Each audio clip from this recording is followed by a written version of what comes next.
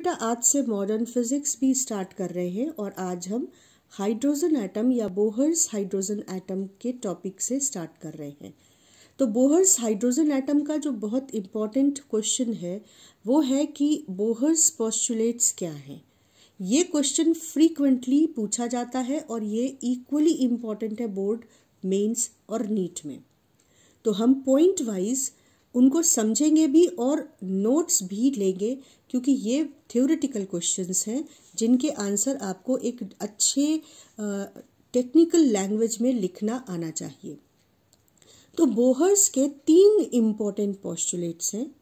The first postulate is quantization condition, very important point for different types of questions. Quantization condition says that electron can revolve in those orbits only in which their angular momentum of electrons is integral multiple of h upon 2 pi.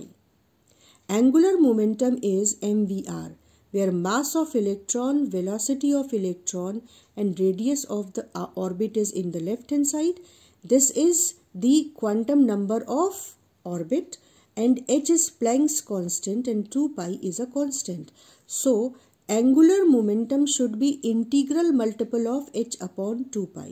तो अगर question पूछा जाता है कि first orbit में revolve करने के लिए इलेक्ट्रॉन की कंडीशन क्या है, तो हम कहेंगे कि इलेक्ट्रॉन का एंगुलर मोमेंटम h अपॉन 2 पाई के बराबर होना चाहिए, क्योंकि फर्स्ट ऑर्बिट के लिए n हो गया 1.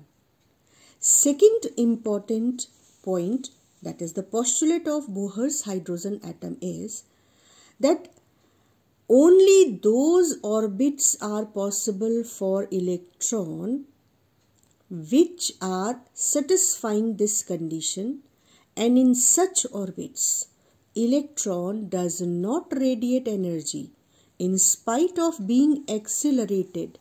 Circular motion कर रहा है इलेक्ट्रॉन, एक्सिलरेटेड मोशन परफॉर्म कर रहा है, और मैक्सवेल थ्योरी कहती है कि अगर कोई चार्ज एक्सिलरेटेड मोशन परफॉर्म कर रहा है तो वो एनर्जी रेडिएट करेगा, और अगर एनर्जी रेडिएट करेगा तो इलेक्ट्रॉन एनर्जी लूज करेगा।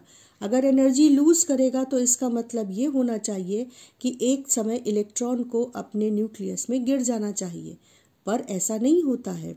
तो ऐसा क्यों नहीं होता है? क्योंकि बोर्स ने एक्सप्लेन किया कि those electrons which satisfy the quantization condition, those orbits, in those orbits electron does not radiate energy. That means these orbits are named as stable orbits.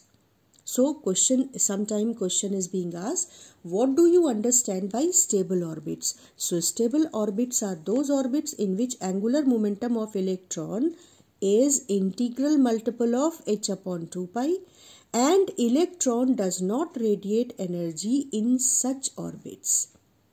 तो एनर्जी कब रेडिएट करता है? तो थर्ड पोस्टुलेट बोहर्स का कहता है कि when electron receives energy from any source, thermal energy receive की बाहर से, receives energy from any source, then it gets excited to higher energy state. But electron stays there for 10 to the power minus 8 seconds only, and it has to return to its lower state.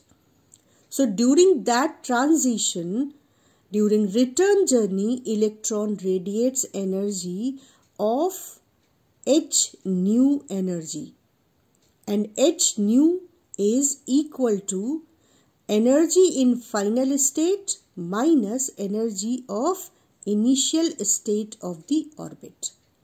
So this is the explanation why electron emits energy. When electron is transiting from higher energy state to lower energy state, it emits energy, but it does not emit energy in its stable orbit where its angular momentum is integral multiple of h upon 2 pi.